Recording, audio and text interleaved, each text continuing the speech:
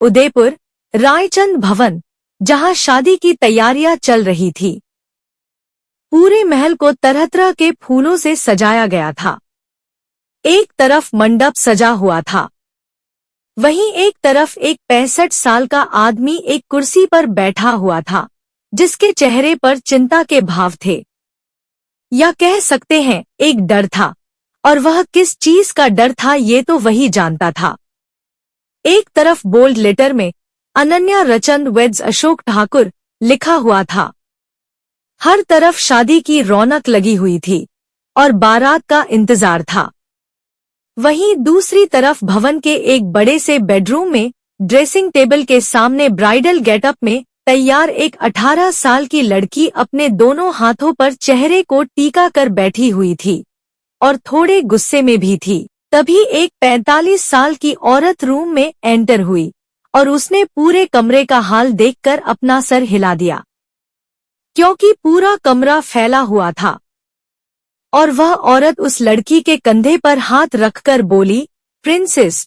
ये सुनकर उस लड़की ने अपना सर उठाकर सामने देखा और थोड़े गुस्से में बोली, बड़ी मम्मा, मैंने आपको कितनी देर पहले बुलाया था और आप अब आ रही हैं। यह सुनकर वह औरत बोली, बेटा, मुझे कुछ काम था, इसलिए थोड़ा बिजी हो गई थी। तभी वह लड़की बोली, अच्छा ठीक है, अब मुझे बताइए मेरी शादी इतनी जल्दी क्यों कराई जा रही है, और मुझे सिर्फ एक हफ्ते पहले ही बताया गया कि मेरे लिए लड़का भी ढूंढ लिया गया है, और वह भी मेरे बर्थडे पर मुझे बताया। वह लड़की एक ही सांस में बोल रही थी।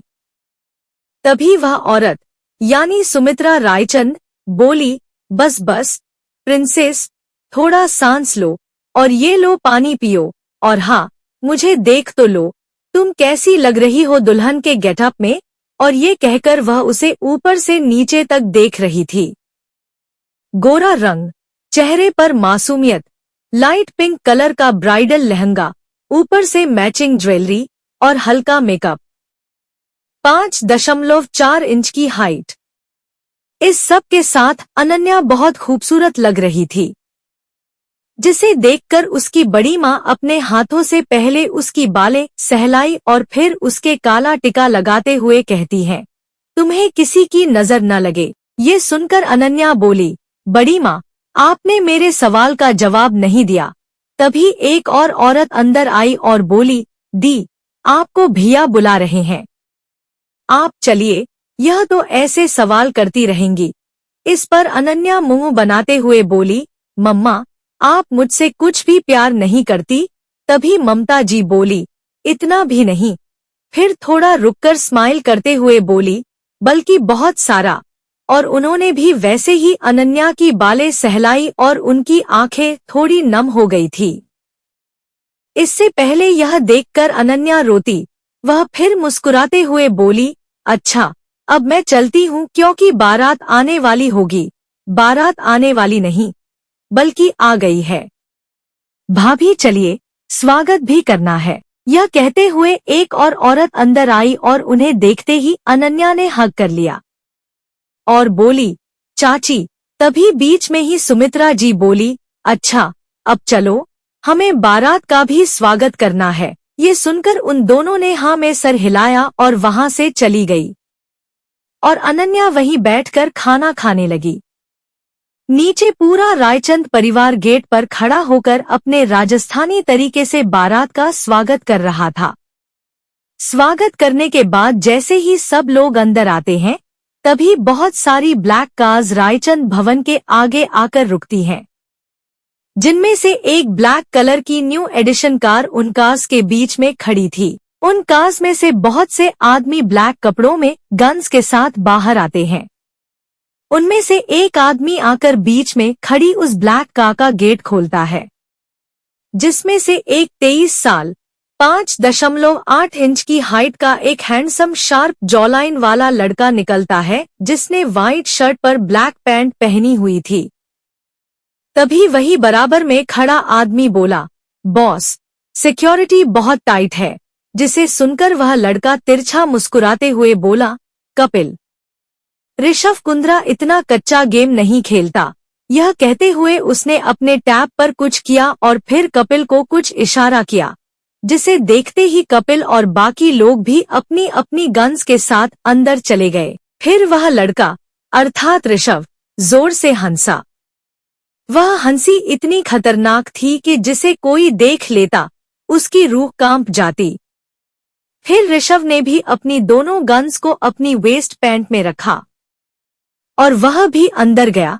उसने देखा कि उसके आदमी सभी काम कर चुके थे, यानी उनमें से एक ने अभिराज रायचंद, अनन्या के दादा, के सर पर गन तानी हुई थी, जिससे वहां पर मौजूद सभी गार्ड्स ने अभिषेक रायचंद, अनन्या के बड़े पापा, के कहने पर अपनी गन्स नीचे फेंक रखी थी।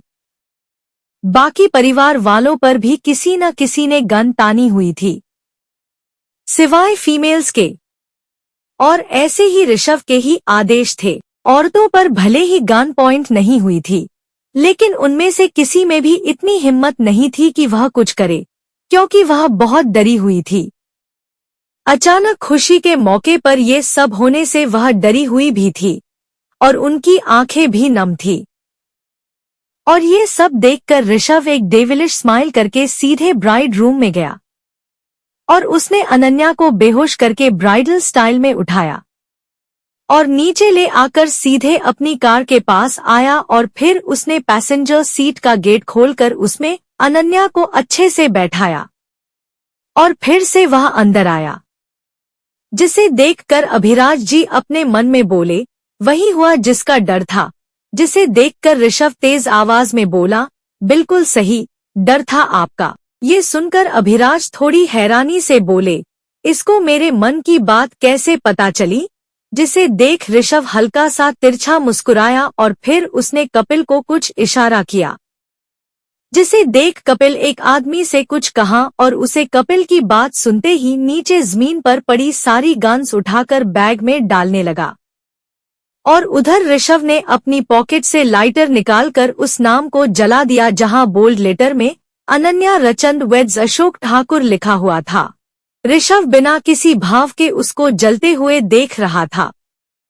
फिर वह उन सभी को एक नजर देखकर वापस अपनी कार में जा बैठा और ड्राइवर ने कार स्टार्ट कर दी और बाकी लोग भी अपनी कार्स में बैठकर वहां से चल दिए।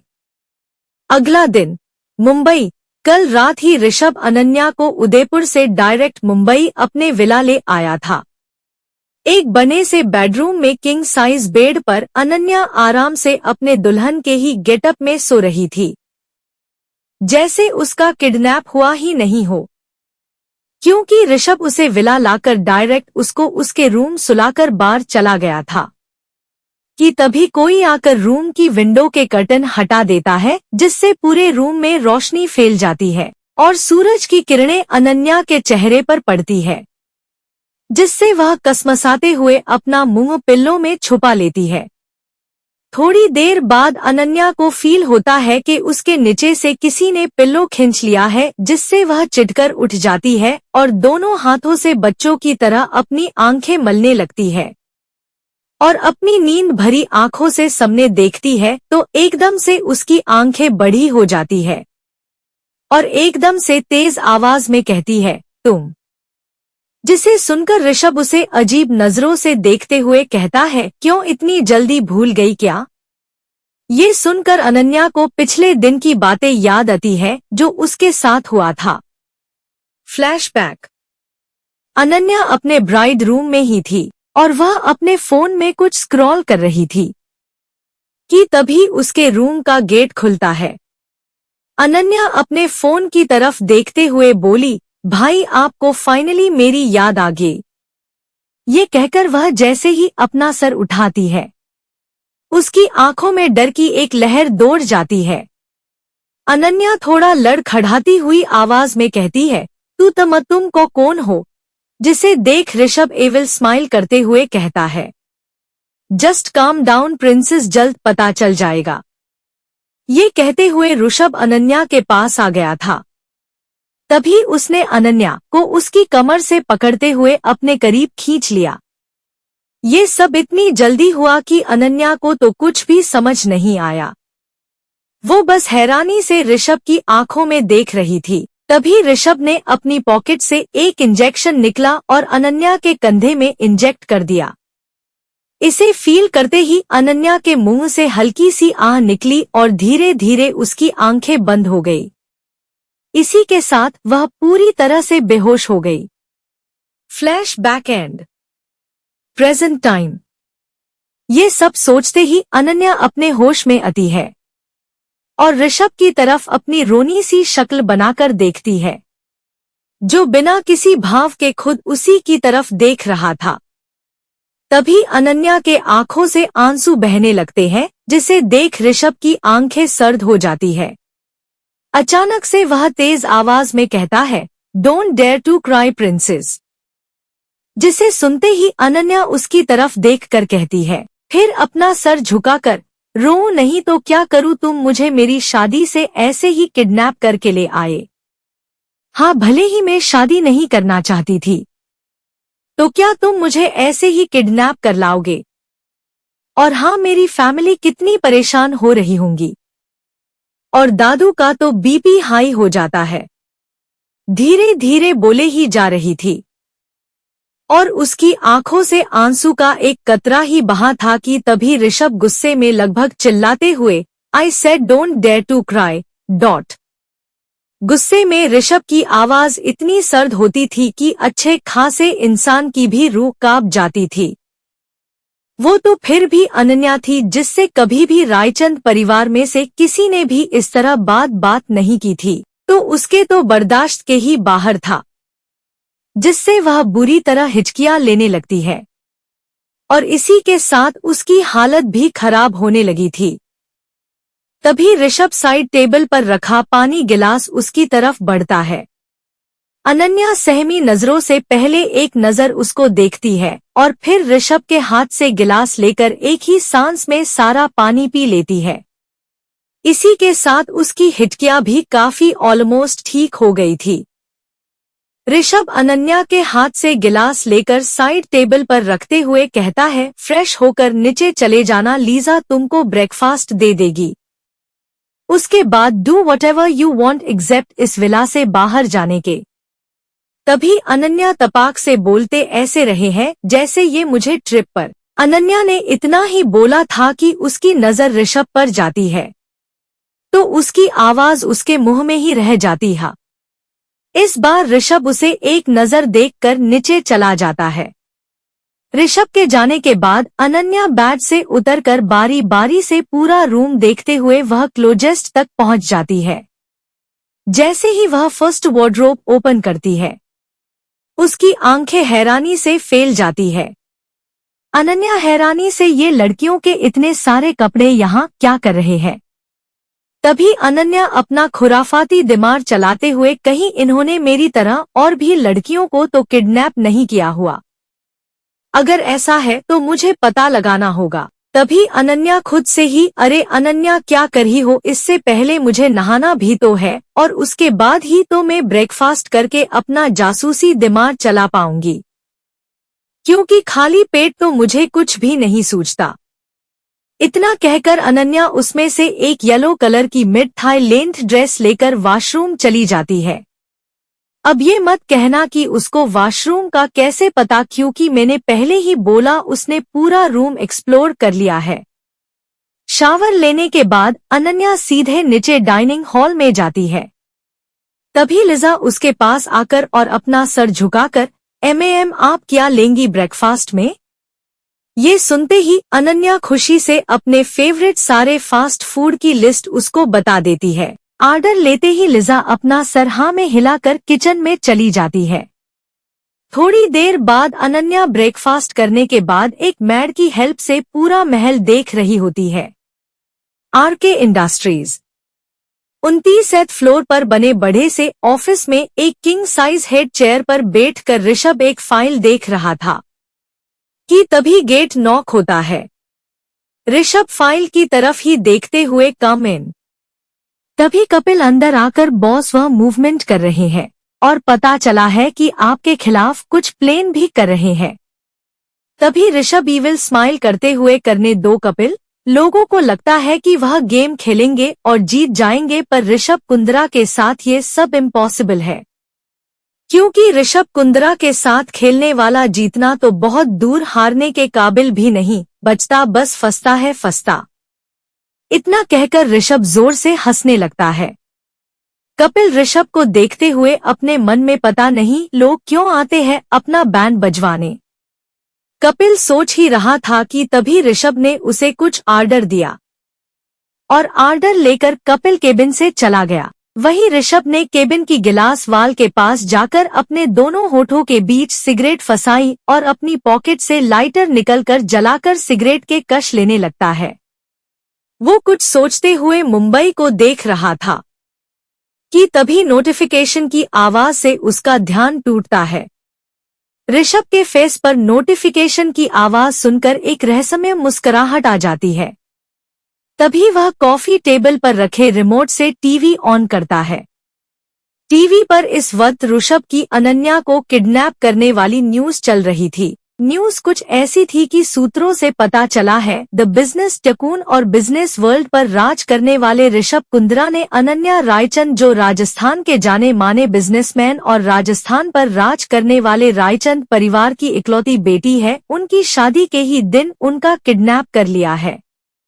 तो क्या रायचंद परिवार और अभिराज रायचंद इतने कमजोर है कि वह अपनी बेटी को भी प्रोटेक्ट नहीं कर सकते? अगर नहीं कर सकते तो वह राजस्थान को कैसे प्रोटेक्ट करेंगे? इतना सुनकर ही ऋषभ ने टीवी ऑफ कर दिया। तभी ऋषभ के फोन पर कॉल आ रहा था। उसने अपना फोन चेक किया तो फोन पर बाबा नाम फ्लैश हो रहा था। ऋषभ कॉल पिक करता है तो फोन के दूसरी तरफ से किसी बूढ़े इंसान की आवाज आती है। वह कह रहे थे कि बेटा, ये टीवी पर जो न्यूज आ रही है क्या वह सच है? जिसे सुनकर ऋषभ कहता है, बाबा, इतनी किसी की औकात नहीं है कि वो ऋषभ कुंद्रा के बारे में झूठी अफवाहें फैलाए। जिसे सुनकर दूसरी तरफ से आवाज आती है कि अगर ये सच बेटा तो तुमने उसे किडनैप क्यों किया? क्या तुम भूल गए हो जो मैंने तुमसे कहा था? जिसे सुनते ही ऋषभ एक गहरी सांस लेकर कहता है, बाबा, ऐसा कभी हो सकता है क्या कि आप कुछ कहे और मैं उसे सुनूं नहीं? ये सुनकर उधर से जवाब आता है, नहीं, कभी नहीं हो सकता। जिसे सुनते ही ऋषभ छोटी सी स्माइल के साथ कहता है, तो फिर बाबा याद कीजिए, मैं आपका ही कहना मान रहा हूँ। ये कहकर ऋषभ ने कॉल कट कर दी थी और फिर वह कुछ सोचने लगता है। फ्लैशबैक। एक रूम में करीब 52 साल के दो आदमी आपस में कुछ बात कर रहे थे कि तभी एक आदमी अपने सामने बैठे आदमी से कहता है, अमर कुंद्रा, ये लो, मैंने तो अपनी वसीयत और जो तुमने बोला था वह लिख दिया है। अब तुम इस पर अपनी मोहर लगा दो। ये सुनकर अमर कुंद्रा बोले, हाँ हाँ अभिराज, क्यों नहीं। आखिर ये फैसला हम दोनों की ही तो मर्जी से हो रहा है। उन दोनों में से कोई भी ये बात नहीं जानता था कि उनकी ये बात कोई सुन रहा है। ये सारी बातें दरवाजे पर खड़ा 10 साल की उम्र का एक लड़का सुन रहा था। Flashback and.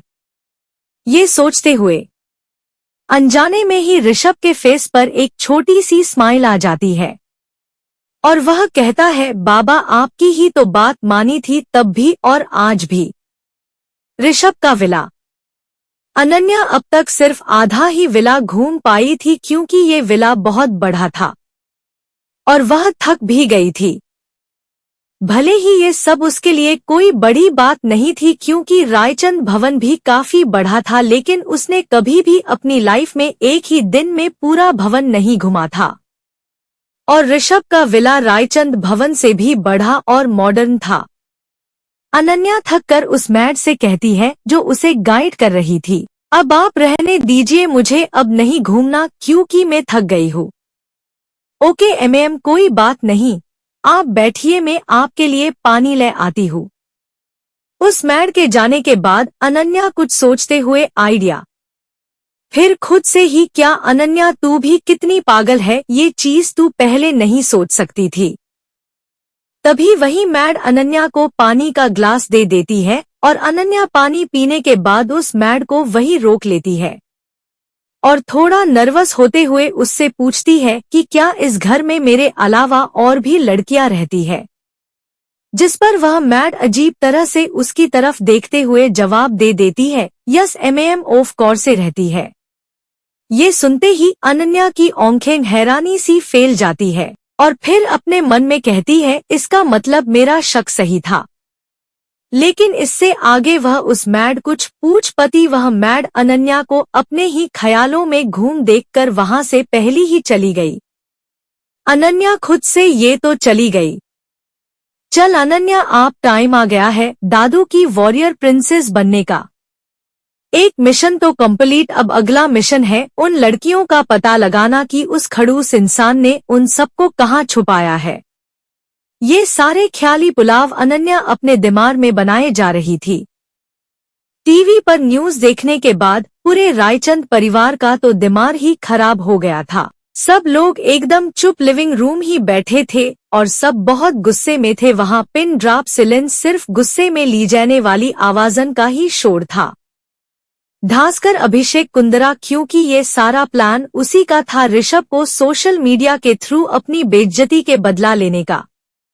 लेकिन अफसोस कि उसका ये प्लान फेल हो गया था, क्योंकि शायद वह अभी ऋषभ को अच्छी तरह से नहीं जानता था कि वह क्या चीज है। वो अब पहले वाला ऋषभ नहीं था कि तभी चुप्पी को तोड़ते हुए अभिराज रायचंद अभिषेक से बोले, मैंने मना किया था ना तुमसे, गुस्से में आकर ऐसे कोई भी फैसला मत लेना जो हम पर ही भारी पड़े। देख लिया नतीजा क्या हुआ। तभी अभिषेक बोले, पिताजी मैं सिर्फ उस ऋषभ कुंद्रा को सबक सीखना चाहता था। और आप क्या चाहते हैं कि वह हमारी प्रिंसेस को किडनैप करके ले गया और हम बस हाथ पर हाथ रखकर बैठे रहते। इस पर नमन, अनन्या के पिताश्री, बोले, नहीं भैया, पिताजी का वह मतलब नहीं है। तभी बीच में ही अभिराज बोले, अच्छा ठीक है, अब बेवजह की बहस करके कोई फायदा नहीं है।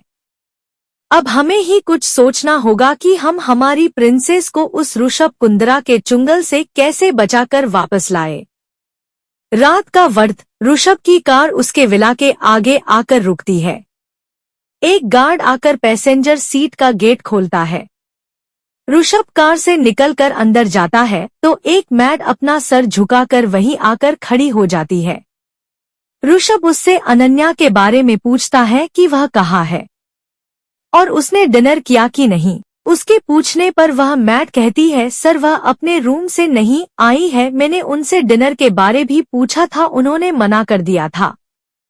उस मैड की बात सुनकर ऋषभ डायरेक्ट लिफ्ट से अपने फ्लोर पर जाता है, क्योंकि अनन्या और ऋषभ का रूम सेम फ्लोर पर था।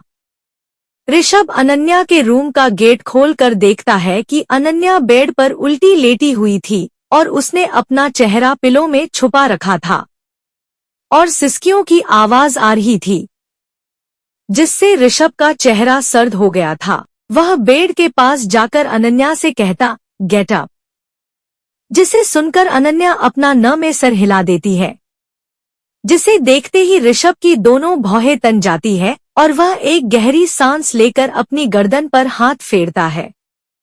फिर बेहद सर्द आवाज में कहता है, मैं 3 तक काउंट करूंगा, अगर नहीं उठी तो consequences will not good for you. इतना कहकर ही ऋषभ ने काउंट डाउन स्टार्ट कर दी। उसने एक ही बोला था कि अनन्या उठकर बैठ गई, क्योंकि ऋषभ की इतनी सर्द आवाज और धमकी सुनकर अनन्या न चाहते हुए भी उठकर बैठना पड़ा। ऋषभ ने जब अनन्या को देखा तो उसका पूरा चेहरा रोने की वजह से लाल हो रहा था और आंसुओं की वजह से उसका चेहरा भीग रहा था। ऋषभ ने साइड टेबल की ड्रावर से टिश्यू बॉक्स निकाला और वह वही बेड पर ही अनन्या के बगल में बैठकर उसका फेस साफ करने लगा।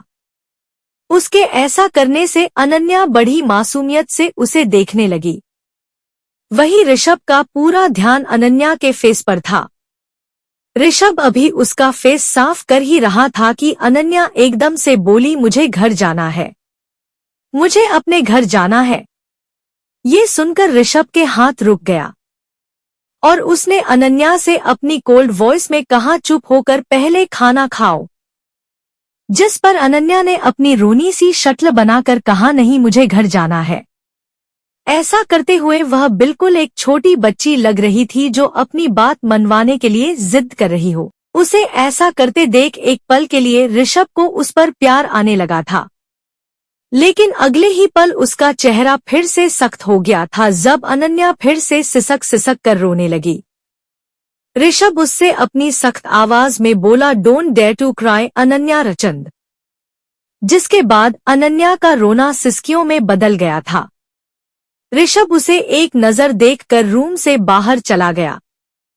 थोड़ी देर बाद जब ऋषभ रूम में आया तो अनन्या हेडरेस्ट से सर टिकाकर सिसकियां ही ले रही थी।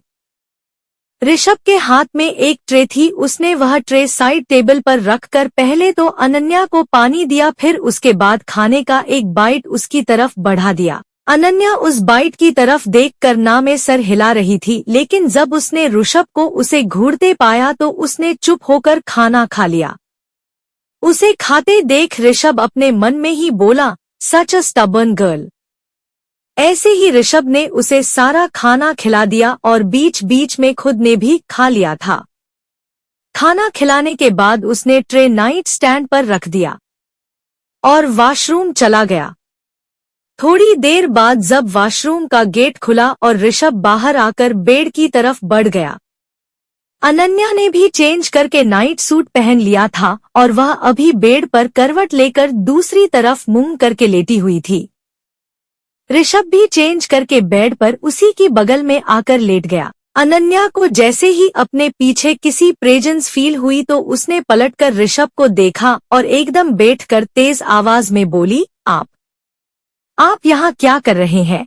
जिसे सुनते ही ऋषभ ने उसे बोरिंग नजरों से देखकर टॉन्ट मारते हुए कहा, सीरियसली लोग बेड पर लेटकर क्या करते हैं?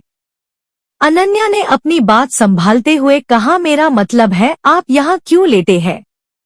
जब आपका अपना रूम है तो आप यहाँ मेरे पास क्यों आए हैं? ऋषभ ने भी बेफिक्री में जवाब देते हुए कहा, शायद तुम भूल गई हो कि ये विला मेरा है, तो यहाँ मौजूद हर चीज पर मेरा हद है और मेरी है। तभी अनन्या ने कहा, पर उसने इतना ही कहा था कि तभी ऋषभ ने उसको कमर से पकड़कर अपने ऊपर खींच लिया, जिससे अनन्या का सर ऋषभ के सीने से जा लगा। अचानक ऐसा होने से अनन्या की बात उसी के मुंह में रह गई थी और वह बिल्कुल चुप हो गई थी। ऋषभ अच्छे से उसे एडजस्ट करके लाइट ऑफ कर दी थी। तभी अनन्या तपाक से बोली, मुझे अकेले सोने और बड़ी मम्मा से लोहरी सुनकर सोने की आदत है। उसकी बात सुनकर ऋषभ मन में ही बोला, स्टिल अ बेबी गर्ल। फिर से अनन्या बोली, लगता है तुम्हें मेरी सुनाई नहीं दी। मुझे अकेले, उसने इतना ही कहा था कि ऋषभ बीच में ही बोला, तुम्हें मेरी बाहों नींद लोहरी सुनने से भी अच्छी आएगी। ये कहकर वो उसे अच्छे से सुला देता है, जिसमें ऋषभ उस एक हाथ से थपका रहा था और दूसरा हाथ उसके बालों में चला रहा था। ऐसे करते ही दोनों गहरी नींद में पहुंच जाते। अगली सुबह विंडो से आ रही सूरज के किरणों के चेहरे पर पड़ने से ऋषभ की आंख खुल जाती है। वहीं अनन्या धूप से बचने के लिए कसमसा कर ऋषभ के सीने में अपना चेहरा छुपा लेती है। ऋषभ के चेहरे उसकी ये हरकत देखकर हल्की सी स्माइल आ जाती है।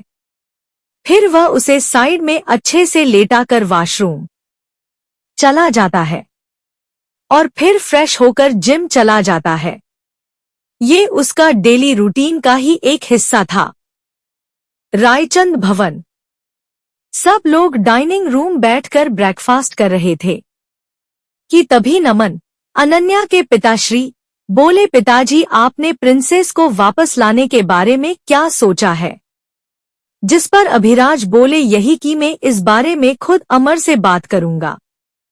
इस पर अमित, अनन्या के चाचा, बोले, पिताजी आपको लगता कि वह आपकी बात सुनेंगे? और मुझे तो लगता है कि इन सब में उनका भी हाथ है। तभी अभिषेक बोले, पिताजी आपको किसी से बात करने की कोई जरूरत नहीं है, वह लोग बात करने के ढाबिल भी नहीं है। इस पर अभिराज बोले, मैंने कहा ना, इस मामले से तुम सब दूर रहो, मैं खुद देख लूंगा। ऋषभ का विला। करीब 1 घंटे बाद ऋषभ जिम से अपने रूम में आया और वॉशरूम में जाकर शावर लेने लगा। वह शावर लेटे पर कुछ सोच रहा था कि अचानक उसके फेस पर एक मिस्टीरियस स्माइल आ जाती है और वह शावर लेने के बाद क्लोजेस्ट में जाकर चेंज करने के बाद रेडी होकर फिर से अनन्या के रूम जाकर उसे चेक करता है तो अनन्या उस वक्त ड्रेसिंग टेबल के सामने रेडी हो रही थी। रेडी होने के बाद वह पीछे मुड़कर देखती है तो ऋषभ उसे ही निहार रहा था। अनन्या के देखने के बाद ऋषभ उससे नजरें हटाकर अपनी सख्त आवाज में कहता है कि ब्रेकफास्ट करने नीचे आओ। ये कहकर ऋषभ नीचे चला जाता है। अनन्या भी सर हिलाकर उसके पीछे पीछे चली जाती है। थोड़ी देर बाद अनन्या और ऋषभ दोनों चुपचाप ब्रेकफास्ट कर रहे थे। तभी चुप्पी को तोड़ते हुए अनन्या बोली, बारी सारी लड़कियां कहाँ है, क्या उनको ब्रेकफास्ट नहीं करना? जिस पर ऋषभ ने उसे अजीब नजरों से देखते हुए कहा, what do you mean by से? इस पर अनन्या अपने मन में ही बोली, क्या आदमी इतना भुलक्कड़ है या सिर्फ मेरे सामने अच्छे बनने का नाटक कर रहा है? तभी हम जैसा एक्सप्रेशन देते हुए बोली, झूठ तो ऐसे बोल रहे हैं जैसे मैं कोई बच्ची हूँ जो इनकी बातों में आऊंगी। ऋषभ अनन्या के लगातार बनते बिगड़ते हुए फेस एक्सप्रेशन देख रहा था। तभी ऋषभ बोला, न मैं कोई भुलक्कड़ हूँ और न ही मुझे तुम्हारे सामने अच्छा बनने का कोई नाटक करने की जरूरत है। And one more thing for your kind information, मैं कभी झूठ नहीं बोलता और तुम मेरे लिए अभी भी बच्ची ही हो। ऋषभ के इस तरह उसकी हर एक बात के जवाब देने से अनन्या उसे हैरानी से देखते हुए खुद से बोली, ये सब तो मैं अपने मन में बोल रही थी, इसको कैसे पता? तभी ऋषभ बीच में ही उसकी तरफ हल्का सा झुककर बोला, कॉज इट्स माई टैलेंट। इस पर अनन्या बोली, हाँ तो गलत क्या कहा मैंने? आपने उन लड़कियों को कहीं छुपा दिया होगा और अब आप सच छुपाने के लिए मुझे बोल रहे, what do you mean? Ananya ने इतना ही कहा था कि ऋषभ बीच में ही बोला, कौन सी लड़कियों की बात कर रही हो? अनन्या बीच में ही बोली, वही जिन्हें आपने छुपा रखा है अपने इस बड़े से विला में। ऋषभ बोला, क्या बोल रही हो? जो बोलना है साफ साफ बोलो। अनन्या बोली, और कितना क्लियर बोलूं? ओके 1 मिनट आप मेरे साथ चले। ये कहते हुए अनन्या ऋषभ का हाथ पकड़ते हुए उसे अपने रूम में ले गई। ऋषभ तो बस स्माइल करते हुए अपने हाथ को ही देख रहा जिसे अनन्या ने पकड़ रखा था। थोड़ी देर में अनन्या ऋषभ को अपने रूम के क्लोजेस्ट में ले जाकर अपने कपड़ों का कबर्ड खोल कर बोली, ये क्या है? ऋषभ अपनी फोरफिंगर से अपना माथा रब करते हुए मन में बोला, व्हाट अ स्टूपिड क्वेश्चन। तभी अनन्या फिर से बोली, बताइए न क्या है ये? नाउ डोंट टेल मी के तुम्हें अभी भी कुछ समझ नहीं आ रहा है। तभी ऋषभ बोला, कपड़े है।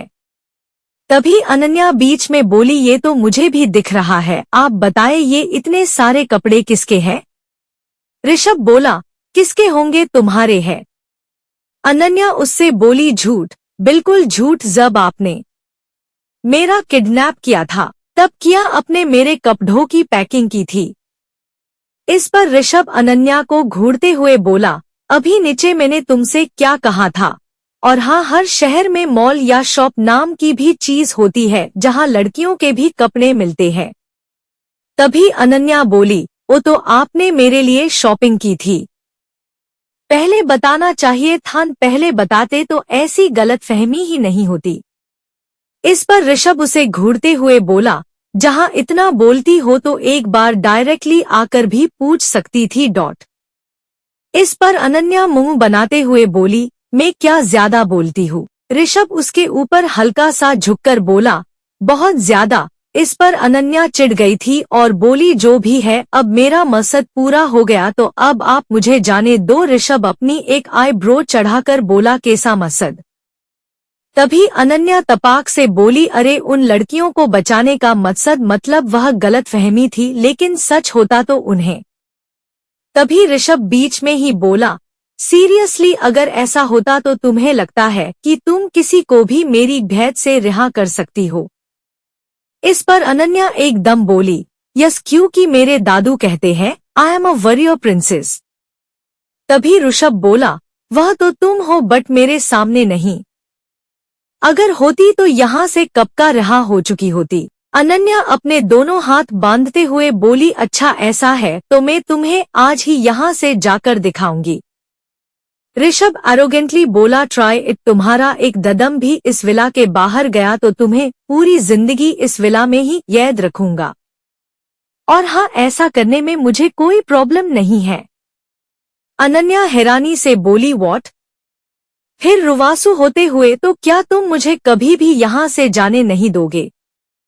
ऋषभ बेफिक्री से, नेवर। ये कहकर ऋषभ अपने ऑफिस के लिए निकल गया और अनन्या वही जमीन पर ही बैठकर रोने लगी, क्योंकि अपनी लाइफ में एक दिन के लिए भी अनन्या अपनी फैमिली से दूर नहीं रही थी और अब तो पूरे 2 दिन हो गए थे जो वह अपनी फैमिली से मिलना तो दूर उसकी बात तक नहीं हुई थी। और ये सब ऋषभ की वजह से। पता नहीं क्यों वह उसको उसकी फैमिली से दूर रख रहा था, इसका रीजन तो वही जनता था। कुंद्रा पैलेस। लैंडलाइन पर किसी का कॉल आ रहा था। वही काउच पर करीब 64 से 65 साल का एक आदमी अखबार पढ़ रहा था। रिंगटोन की आवाज सुनकर उस आदमी ने न्यूज़पेपर साइड में रखकर कॉल रिसीव किया। तभी दूसरी तरफ से भी किसी आदमी की आवाज आई और वह बोला, हेलो, अमर कुंद्रा बात कर रहे हो? उस तरफ की बात सुनकर वह आदमी यानी अमर कुंद्रा बोले, हाँ जी मैं अमर बात कर रहा हूँ, आप कौन? तभी वह आदमी कुछ देर रुककर बोला, मैं अभिराज रायचंद। इतना कहकर वह चुप हो गया। कुछ देर दोनों तरफ खामोशी रही, तभी अमर जी गुस्से में बोले, रॉन्ग नंबर। इतना कहकर वो फोन रखने वाले ही थे, तभी अभिराज एकदम से बोले, मुझे कुछ जरूरी बात करनी है तुमसे। फिर थोड़ा रुककर बोले, प्रिंसेस के बारे में। इस पर अमर बोले, लेकिन मुझे तुमसे कोई बात नहीं करनी है। ये बात सुनकर अभिराज जी को भी थोड़ा गुस्सा आ गया था और वह गुस्से में बोले, तेरे पोते ने मेरी पोती का किडनैप कर लिया और तू कह रहा है तुझे बात नहीं करनी? फिर थोड़ा रुककर कहीं, इन सब में तेरा भी तो हाथ नहीं है। इस बात पर अमर थोड़ा मुस्कुरा कर बोले, अगर ऐसा होता तो ये सब आज नहीं बरसों पहले हो चुका होता। फिर अभिराज गुस्से में, देख अमर, अपने पोते को बोल कि वह मेरी पोती को छोड़ दे वरना अंजाम अच्छा नहीं होगा। तभी अमर बोले, वरना क्या कर लेगा तू और तेरे वह निकम्मा बेटे? मेरे पोते का एक बाल भी बागा नहीं कर सकते, कुछ नहीं कर सकते तुम लोग। इतना कहकर अमर कुंद्रा ने फोन रख दिया। तभी पीछे से एक करीब 43 से 44 साल की औरत जूस का गिलास टेबल पर रखते हुए बोली, कौन था बाबा? आप किससे बात कर रहे थे? अमर बोले, कोई नहीं बेटा, था कोई पागल इंसान। ये सुनकर वह औरत थोड़ा मुस्करा दी। एक बार फिर फोन रिंग हुआ, लेकिन इस बार लैंडलाइन नहीं बल्कि अमर जी का फोन। अमर जी ने फोन रिसीव किया और दूसरी तरफ की बात सुनकर उनके मुंह से एक ही शब्द निकला, क्या?